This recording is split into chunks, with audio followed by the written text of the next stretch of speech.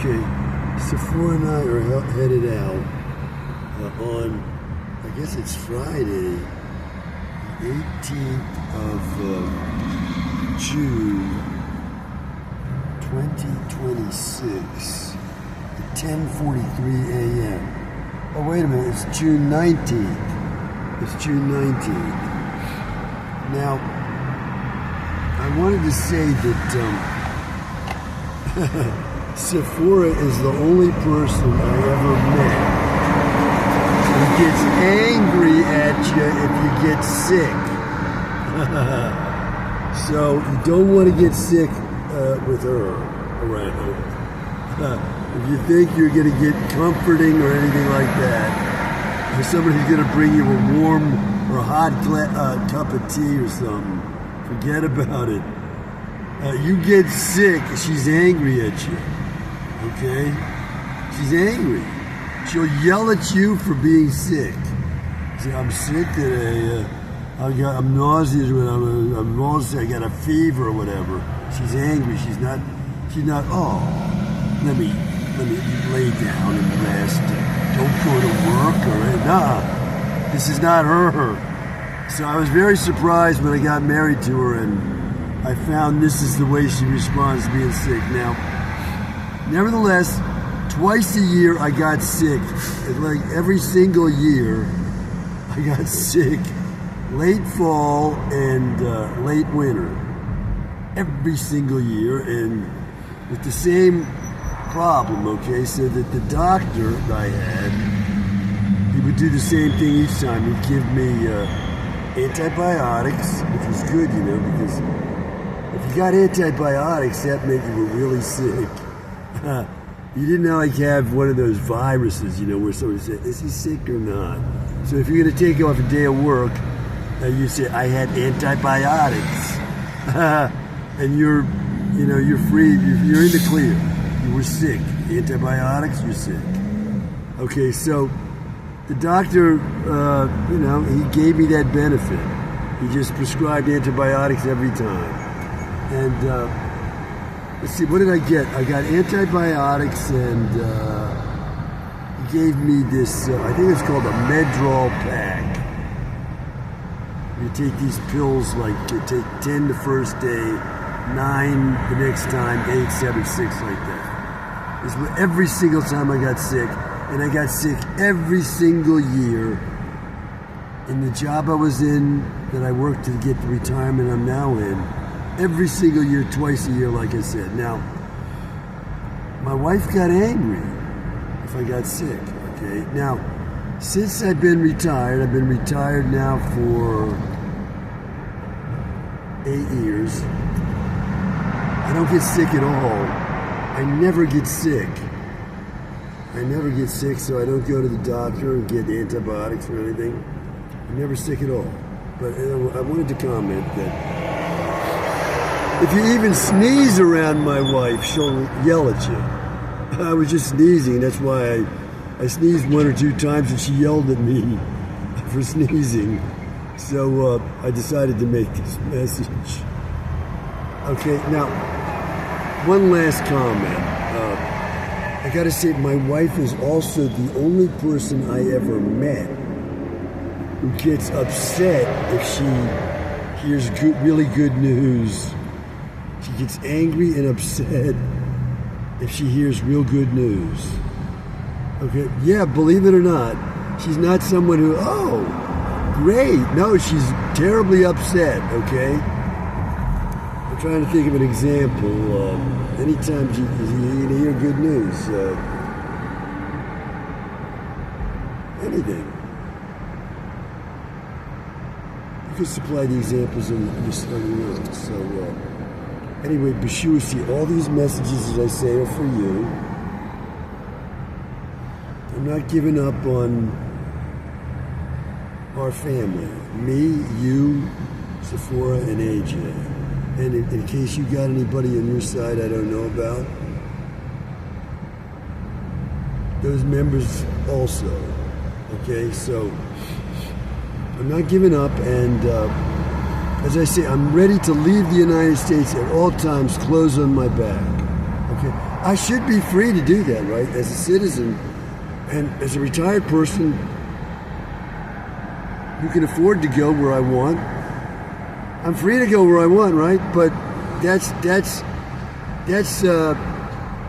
how do you call that? That's the way it's supposed to be, but in reality, I'm not free that way. I'm under a kind of house arrest. I'm followed everywhere I go. My wife and I are messed with everything we're trying to do. Anything we're trying to do gets messed up by the harassers. Who are the harassers? It doesn't matter. It doesn't matter who they are. There's lots of them, and they're messing with me and my wife. And so we are not free at all. And as I said many times, I was declared to be full out crazy when I was 28. So since that time, I have had no rights at all. Zero rights, okay? Like the character Blanche Dubois in Streetcar Named Desire, the way I get along is the way she said she got along. She said she depended on the kindness of strangers, okay? And me too.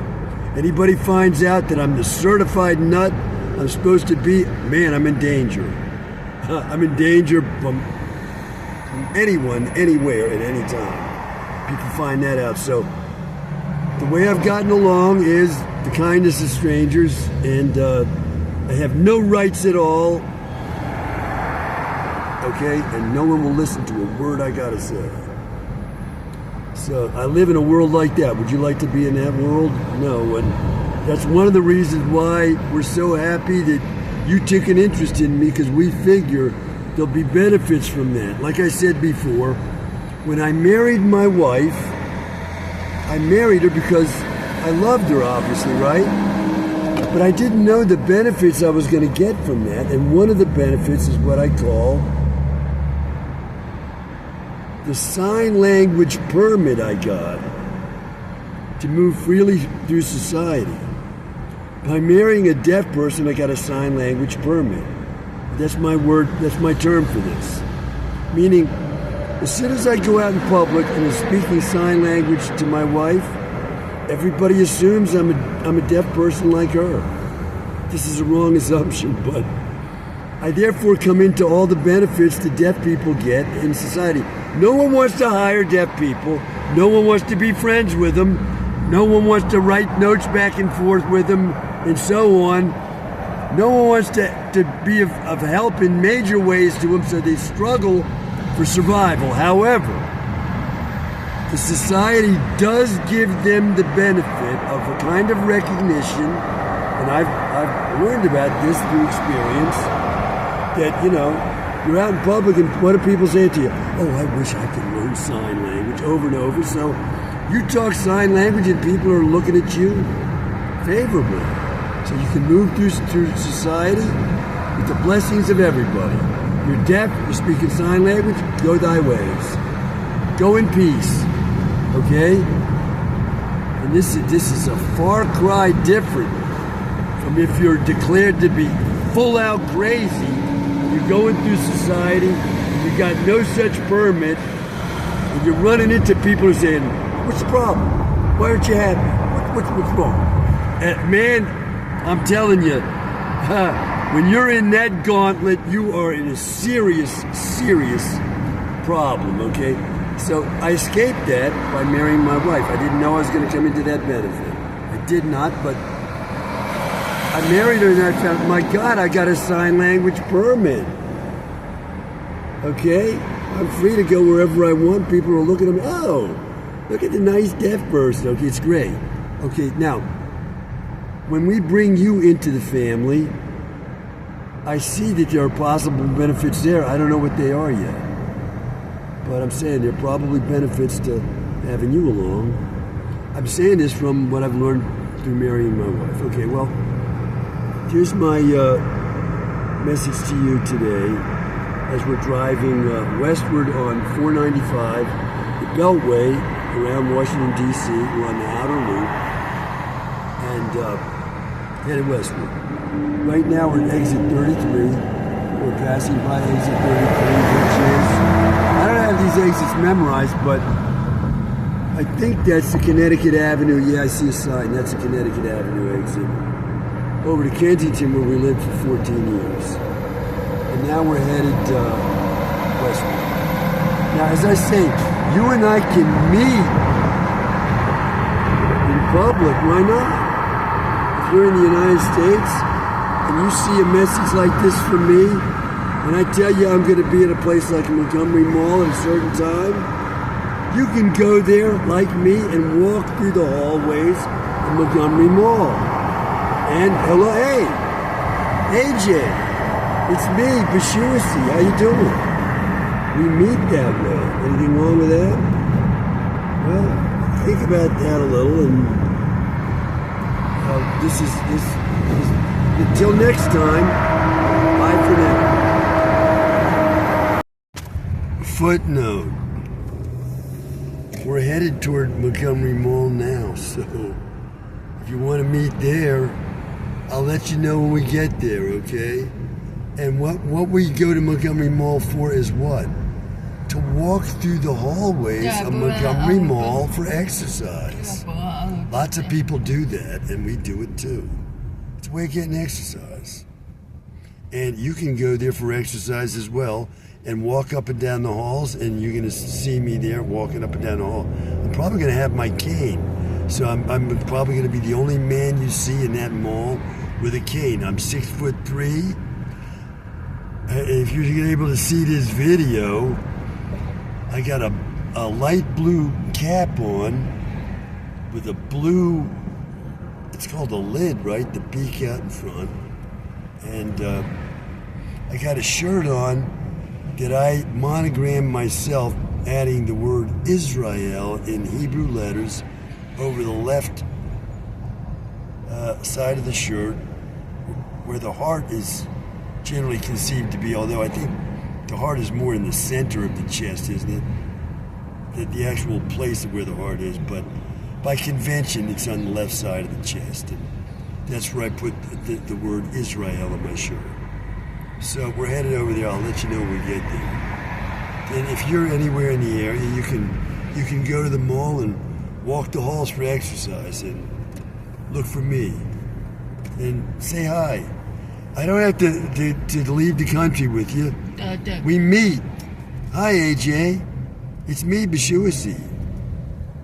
And we talk. How about that? We start talking to each other.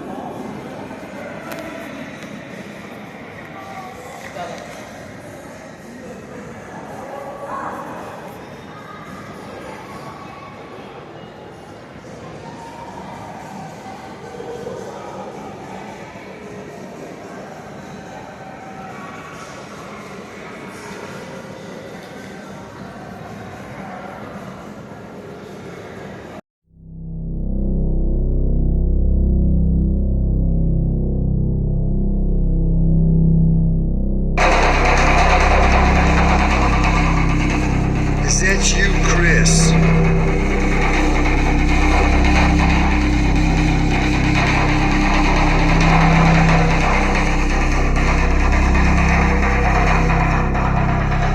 And we want justice.